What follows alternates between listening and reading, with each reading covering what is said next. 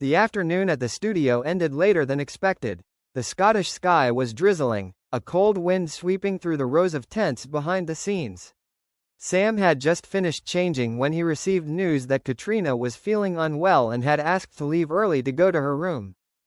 He hesitated, standing under the awning watching the thin rain, then decided to quickly walk to the motel behind the studio. No one had called him, but his heart was different.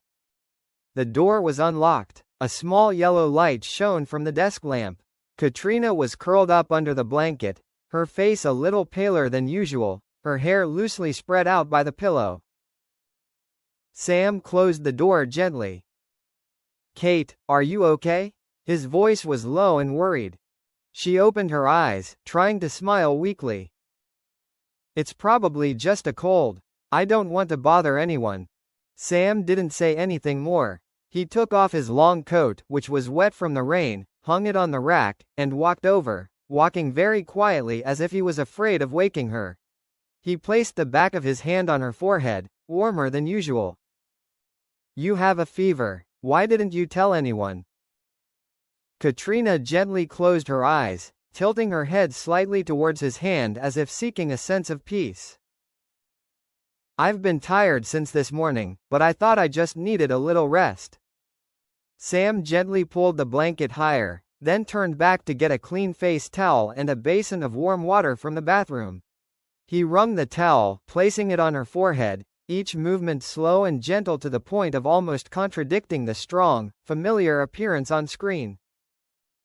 "I'm here, go to sleep."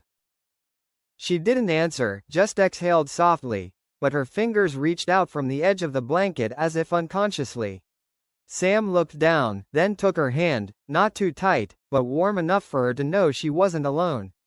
The rain outside was drizzling, the scent of lavender oil in the room was faint. About 30 minutes later, when he was sure she was in a deep sleep, Sam got up to make some ginger tea. But as soon as he stepped off the edge of the bed, he felt his hand still held tightly. She didn't open her eyes, but her voice was so soft that only he could hear. "Don't go." Sam's heart clenched slightly. He sat down again, this time pressing his palm to her forehead for a longer time, then pulled the chair closer to the bed and leaned against the headboard, his hand still not leaving hers. Time passed silently. Near midnight, Caitriona woke again. She found Sam asleep beside her, a thin blanket draped over his shoulders, breathing evenly. His hand was still holding hers, as if even unconsciously he didn't want to let go. She looked at his face in the dim light, at least for the first time without the stage lights. In the fever, the tenderness was clearer than any lines they had ever acted out. "You'll catch a cold too?" she whispered, but squeezed his hand tighter, contradicting her words. Sam opened her eyes, a little embarrassed to be caught sleeping next to her bed. But the worried look quickly returned. "You're good at handling the cold. I'm the one you're worried about." Caitriona wanted to joke back, but her voice was hoarse and her eyes were stinging, not just from the fever. Sam stood up, pulled the blanket over her, and sat closer, until the distance was only a breath. "Tomorrow I'll ask the crew to temporarily reduce your scene. I won't let you stand in the rain like this anymore." She looked straight into his eyes. A few seconds of meaningful silence fell. "Thank you for being here." Sam bowed her head slightly, her slightly wet hair sticking to her forehead. "There's no other place worth staying." At that moment, there was no script, no camera, no props staff who suddenly walked in. There was only the smell of ginger tea being warmed in the small kettle, the sound of rain gently patting on the wooden door frame, and two hands still searching for each other in the darkness. Caitriona closed her eyes, this time not to sleep, but to feel. He did not leave the room all night, as if it was natural to be right here. And the next morning, when the film crew thought she was resting alone, no one knew that a pair of hands had kept the warmth for the whole night. That morning, the early morning sunlight filtered through the thin curtains, casting light streaks on the wooden floor. Caitriona still had a slight fever, but she no longer felt as heavy-headed as last night. She turned to sit up and found that Sam had already woken up. He sat by the window, holding a small thermos cup in his hand, his eyes still glancing at her from time to time as if she would immediately turn around if she frowned slightly. Caitriona gently pulled the blanket, her voice still hoarse. "How many hours have you slept?" Sam turned back, half smiling, half blaming. "I should have asked you that." He walked closer, placing the cup in front of her. The warm scent of ginger tea wafted up, warming the cold morning air. Before she could thank him, Sam sat down on the edge of the bed, his hand unconsciously placed on her wrist to check her body temperature. The action was so natural that he himself did not realize how intimate he was being. "You're much better. Your fever has also gone down." He spoke softly, but his eyes held something deeper than usual worry. She took a sip of tea, her voice softening. "Last night, thank you." Sam did not answer immediately, just looked into her eyes for a moment longer than usual. "I don't think I need to be thanked for being with someone important." Caitriona froze for a few seconds. The word, important, was released lightly but seemed to touch the emotional area that the two of them always avoided. She did not deny it, just tilted her head to look a little further away, avoiding but not coldly. A sudden knock on the door made both of them stop. Sam immediately stood up and opened the door just enough to reveal his face. A crew assistant said quickly, "We brought breakfast as requested by Mr. Heughan. Do you want it left in front of the door?" Sam nodded slightly. When he closed the door, he turned to look at Caitriona with an understanding look. No one knew he had stayed here all night.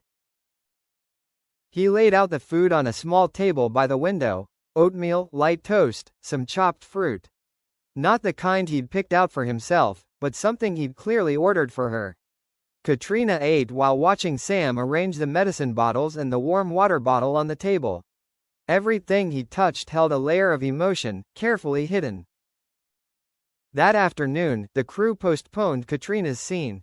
Sam requested the same day off, citing segment synchronization. The director agreed, but no one guessed the real reason behind the door of the other room. By afternoon, she was much better and could step outside to get some air. Sam draped his sweater over her shoulders, his hand lightly touching the back of her neck as he adjusted the collar. The touch lasted just a moment, and she felt like she'd just realized something more instinctive than rational. They walked along the path behind the lodge, the rain no longer falling but still misty. Sam always walked close to her, not saying much, but every step matched her footsteps as if it had become a habit without even paying attention. "You know, I barely slept last night because I was afraid you would have trouble breathing." Sam blurted out. "And I thought, you slept really well." Caitriona replied, smiling slightly.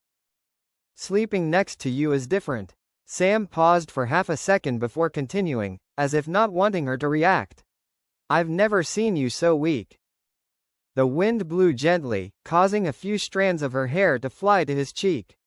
Sam reached out to brush them away, but didn't pull away immediately. This time she didn't avoid them. Their gazes met so long that just a slow beat was enough to make all the distance disappear. Caitriona spoke softly, her voice no longer evasive. "If last night you said you didn't need me to stay, then I would still be there, right? I don't need a reason to be by your side. I just need you to need me." That moment seemed to be suspended, but it was what ignited the layer of emotions they had suppressed for so long. It wasn't a hasty touch of lips or unnecessary words, just a silence that contained more than anything that had ever happened in front of the camera. Returning to the room at night, Sam placed an extra set of pillows on the sofa, intending to lie outside instead of on the bed. She watched him arrange it, an indescribable feeling welling up. "You don't have to sleep like last night. I am fine." Sam turned back, arms crossed loosely across his chest, a smile that was half calm and half teasing.